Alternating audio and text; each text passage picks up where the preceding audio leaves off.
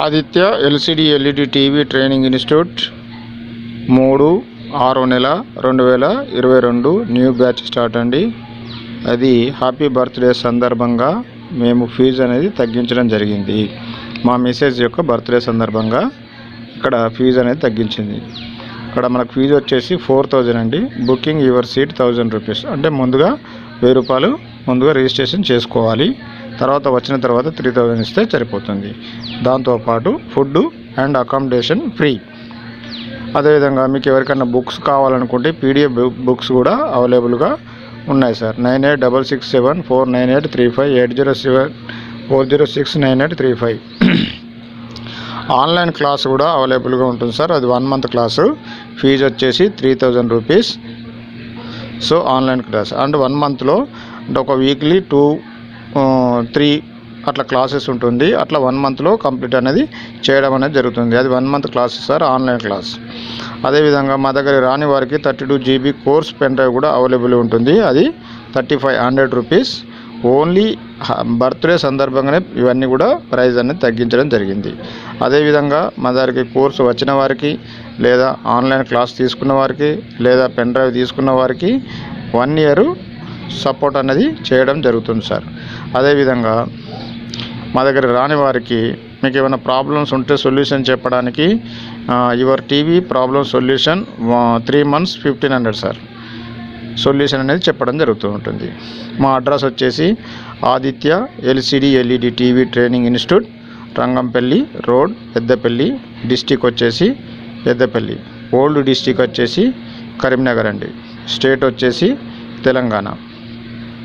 Cell number వచ్చేసి మీకు ఏమైనా డౌట్స్ ఉంటే ఫోన్ చేసి కూడా కనుక్కోవచ్చు. 9866749835 80740699835.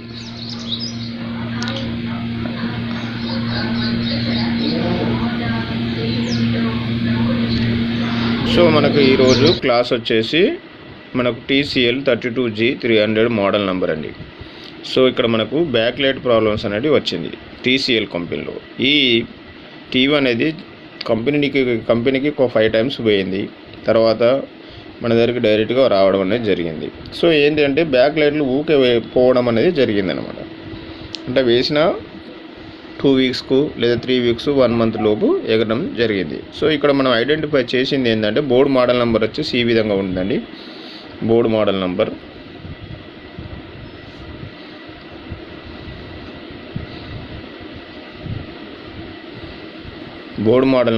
ఈ విధంగా ఉంది. RD853VAP బోర్డు మోడల్ నెంబర్ అండి. మనకు కెమెరాలో లైటింగ్ అనేది బ్లింకింగ్ అవుతుందండి. చూడండి, అది మీరు కొంచెం అబ్జర్వేషన్ చేస్తే బ్లింకింగ్ అవుతుంది. ఒరిజినల్ బోర్డుతో చేస్తే మనకు బ్లింకింగ్ అవుతుంది. అది కెమెరాలో కొంత కనబడకపోవచ్చు. సో బ్లింకింగ్ ప్రాబ్లం అని వస్తుంది. మీరు అబ్జర్వేషన్ చేయండి, బ్లింకింగ్ ప్రాబ్లం ఉంది.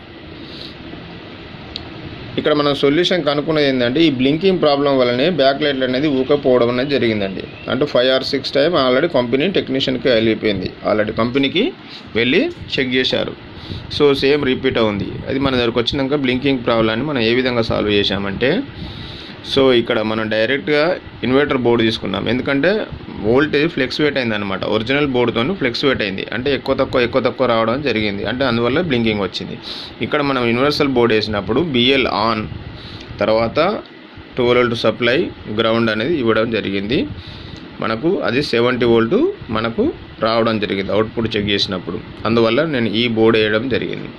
సో మోడల్ నెంబర్ ఏదండి 255 అనేది 70 voltage అవుట్పుట్ వస్తుంది. సో దీనికి VCC ఇచ్చాను, తర్వాత గ్రౌండ్ ఇచ్చాను, BL ఆన్ ఇచ్చాను. సో చూపిస్తున్నాను, మళ్ళీ చూడండి.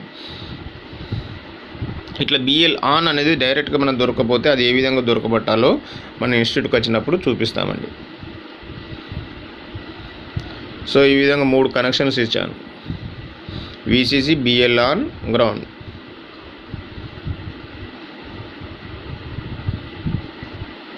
సో బ్యాక్ లైట్కు నేను బ్యాక్ లైట్ వైర్లు కనెక్షన్ చేయడం జరిగింది, సాల్డర్ చేయడం.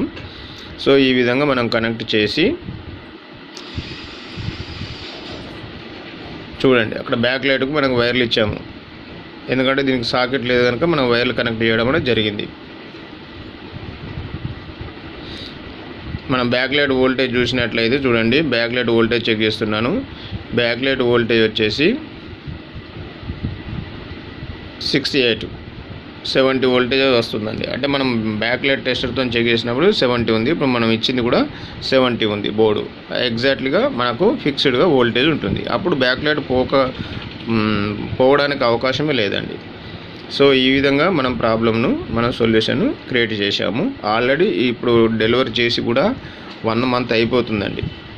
ఈ ప్రాబ్లం రాదు. ఎందుకంటే 100% మనం ఇక్కడ చూసాము, ఫ్లెక్సివేట్ అయింది వోల్టేజ్. ఫ్లెక్సివేట్ అవ్వడం వల్ల మనకు ఆ బ్యాక్లైట్ అనేది పోవడం అనేది జరిగింది. ఇప్పుడు ఫ్లెక్సివేట్ లేదు కనుక బ్యాక్లైట్ అనేది 80% పోదు.